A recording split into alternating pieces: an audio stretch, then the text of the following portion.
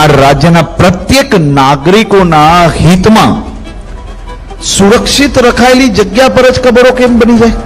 અને એ અવૈધ બાંધકામ જો સરકાર દૂર કરે તો પેટમાં દુખવું જોઈએ કે ખુશી થવી જોઈએ? મને તો 100% દુઃખ છે, અને એને જેટલા આરોપો લગાડવા એટલા લગાડી લે. એ જુનાગઢ હોય, પોરબંદર હોય, દ્વારકા હોય, સોમનાથ હોય, અમદાવાદ હોય, સુરત હોય, ખેડા હોય, કચ્છ હોય કે ગુજરાતનો કોઈ બી ખૂણો હોય, સરકારી જગ્યા ઉપર બાંધકામ ખોટું કરવું તો બુલડોઝર તો ચાલશે જ.